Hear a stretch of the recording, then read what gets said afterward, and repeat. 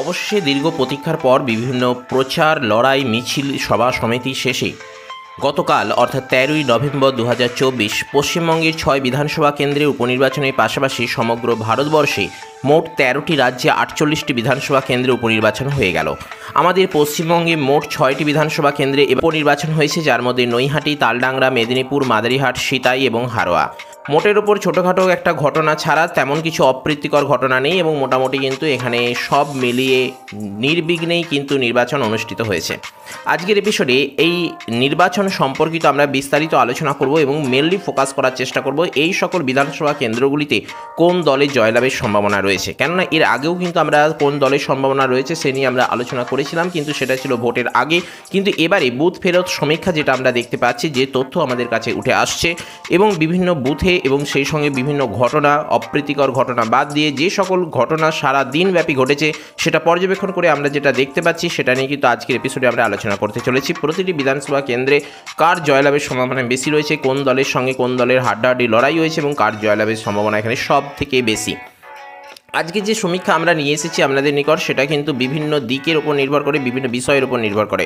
আজকে আমরা প্রতিটি বিধানসভা কেন্দ্র ধরে ধরে আলোচনা করার চেষ্টা করব এবং এখানে যে সমীক্ষাটি আপনাদের সামনে তুলে ধরার চেষ্টা করব সেটি কিন্তু যে সকল প্রার্থীরা যে সকল কেন্দ্রে অর্থাৎ বিধানসভা কেন্দ্রে প্রার্থী হয়েছেন সেই সকল কেন্দ্রে তার গ্রহণযোগ্যতা কতটা রয়েছে, মানুষের সমর্থন তারা কতটা পেয়েছে বিভিন্ন প্রচারের মাধ্যমে এবং সেই সঙ্গে নির্বাচনের দিনেও একইভাবে এলাকাবাসীদের মতামত কী কী রয়েছে এই সকল প্রার্থীদের প্রতি।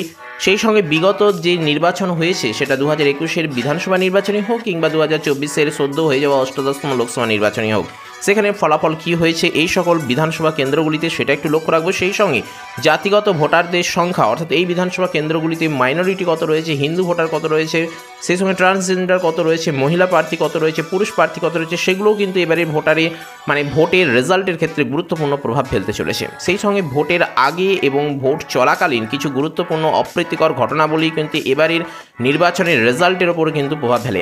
আপনি একটা চিন্তা ভাবনা করে ভোট দিতে গেলাম, কিন্তু সেখানে কিছু অপ্রীতিকর ঘটনা, গণ্ডগোল, কিছু সমস্যার সৃষ্টি হলে সেখানে কিন্তু আপনার চিন্তাভাবনার অনেক পরিবর্তন ঘটে এবং সেক্ষেত্রে আপনি যে দলকে যে প্রার্থীকে ভোট দিতে চাইছেন তার পরিবর্তে অন্যজনকে দিয়ে বসেন, যার ফলে কিন্তু ভোটের রেজাল্টে অনেকটা পরিবর্তন ঘটায়।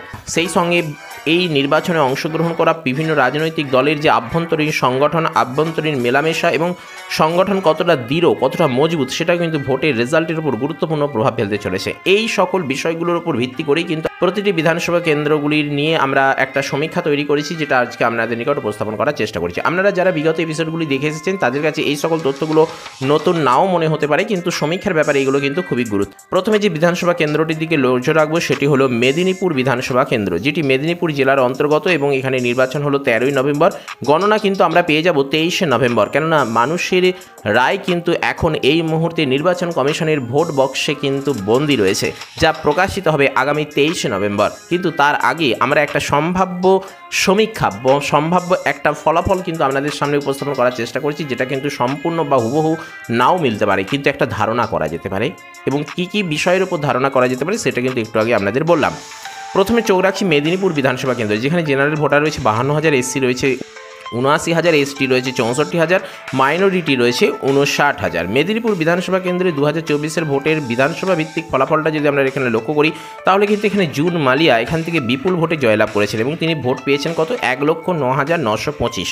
অপরদিকে বিজেপির অগ্নিমিত্রা পাল 76,763 ভোটে কিন্তু এখানে দ্বিতীয় স্থান অর্জন করেছেন।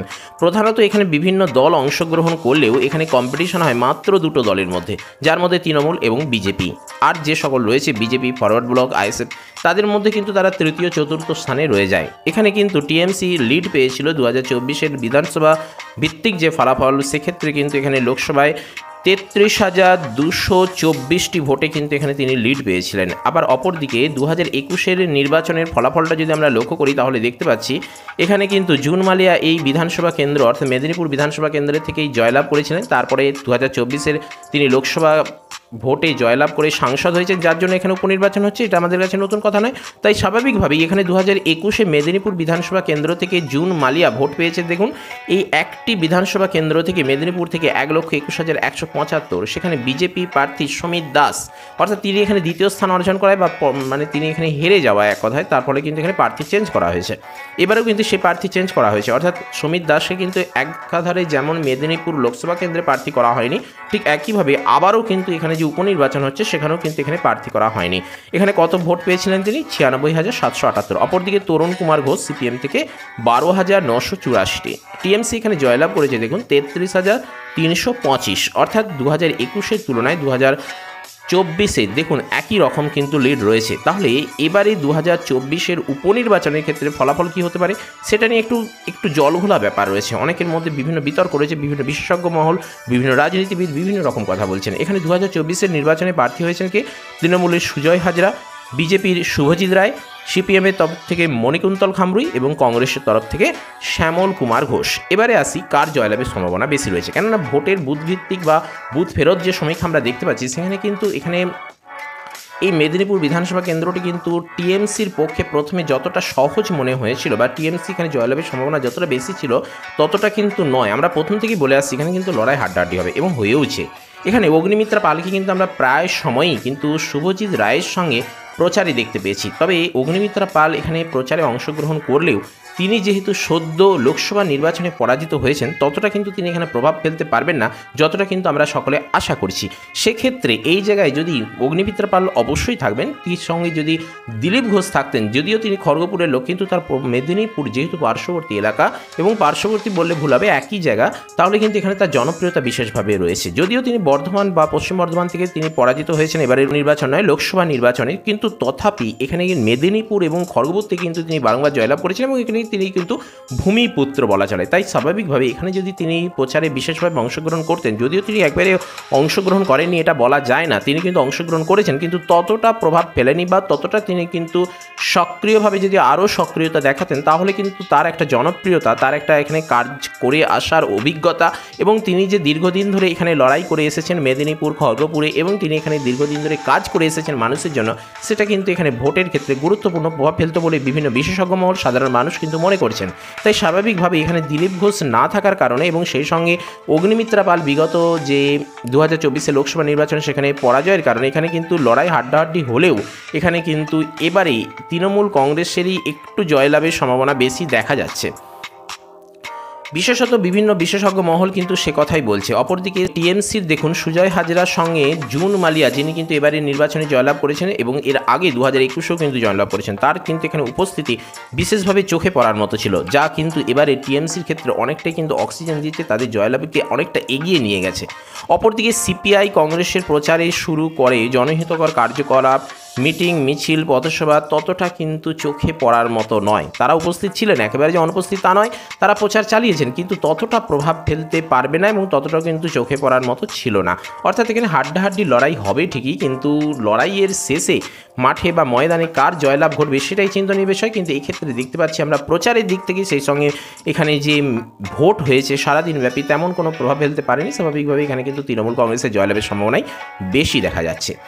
এবার চোখ রাখবো মাদারিহাট বিধানসভা কেন্দ্রটির দিকে, যেটি আলিপুরদুয়ার জেলার অন্তর্গত। এখানে কিন্তু আগামী 23 নভেম্বর নির্বাচনের ফলাফল প্রকাশিত হবে, তার আগে একটা আমরা সম্ভাব্য ফলাফল দেখার চেষ্টা করব। মাদারিহাট বিধানসভা কেন্দ্রে এবারে প্রায় 2,20,342 জন ভোটার প্রার্থী ছিলেন, যার মধ্যে জেনারেল ছিল 45,000, এসি ছিলেন 25,000, এসটি ছিলেন 92,000, মাইনরিটি 35,000 এবং অবাঙালি ছিলেন না। মেল ফিমেল এখানে মিলিয়ে কিন্তু 226টি পুলিং বুথে ভোটের অনুষ্ঠান অনুষ্ঠিত হয়েছে। 2024-এর বিধানসভা উপনির্বাচনে এখানে প্রার্থী হয়েছেন জয়প্রকাশ টোপ্প, এখানে বিজেপি থেকে রয়েছেন রাহুল লোহার এবং সিপিএম বা ফরওয়ার্ড ব্লক থেকে রয়েছেন পদ্ম ওরাও। তবে এখানে এখানে কিন্তু জয়লাভের সম্ভাবনা বিজেপিরই কিন্তু শেষ পর্যন্ত রয়েছে, কেননা বিগত দিনেও কিন্তু মানে জয়লাভ ঘটে এসেছে এবং এখানে কিন্তু চা বাগানের শ্রমিকরাই কিন্তু এখানে সরকারকে দাঁড় করাতে চলেছে।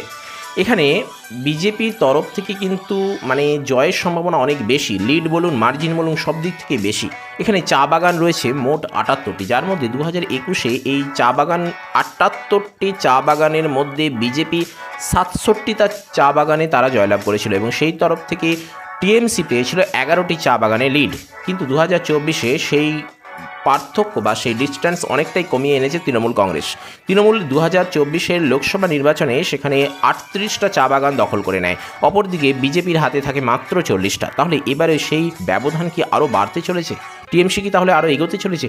নিশ্চয়ই এগোতে চলেছে, কেননা সেখানে আমরা কিন্তু যে রাহুল লোহারকে দাঁড় করানো হয়েছে বিজেপির তরফ থেকে, তিনি কিন্তু সজ্জন মানুষ, তার জনপ্রিয়তা রয়েছে, তিনি দীর্ঘদিন ধরে এই এলাকায় কাজ করে আসেন, তিনি মানুষের ভালোবাসা আশীর্বাদ গ্রহণ করতে পেরেছেন, সেটা আমরা বিভিন্ন প্রচারের মধ্যে লক্ষ্য করেছি। সেই সঙ্গে এখানে কিন্তু মনোজ টিগ্গাও তার সঙ্গে কিন্তু যুক্ত রয়েছেন, যে মনোজ টিগ্গা এই বিধানসভা কেন্দ্রটি যে লোকসভা কেন্দ্রের অন্তর্গত, সেই লোকসভা কেন্দ্র থেকে তিনি সদ্য 2024-এর অষ্টাদশতম লোকসভা নির্বাচনে জয়লাভ করে এসেছেন। তাহলে সেদিক থেকে এখানে কিন্তু রাহুল লোহারের জয় জয়কার কিন্তু চলছে। অপরদিকে মাইনাস কিছু কাজ করছে, অর্থাৎ রাহুল লোহারের পিতা যে তারকেশ্বর লোহার, তিনি কিন্তু একসময় সিপিএমের কিন্তু একজন বড় লিডার ছিলেন এবং তিনি কিন্তু চা শ্রমিক হত্যার মামলায় একসময় জেলেও গিয়েছেন এবং তাকে কিন্তু মানুষ সিপিএমের হারমাদ বলে ডাকতো।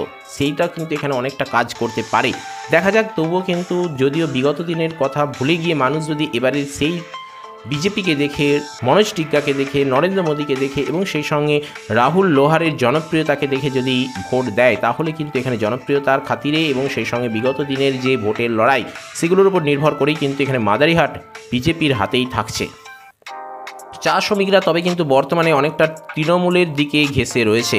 পাহাড়ি মানুষ কিন্তু এবারে তৃণমূলের দিকে কিছুটা ঝুঁকি হচ্ছে, যা মনোজ টিগ্গা সহ রাহুল লোহারকের মধ্যে কিন্তু অনেকটা কপালে ভাঁজ ফেলতে চলেছে। তবে যাই হোক, অ্যাটলিস্ট শেষ পর্যন্ত কিন্তু বিজেপি জয়লাভের সম্ভাবনাই কিন্তু এখানে বেশি রয়েছে।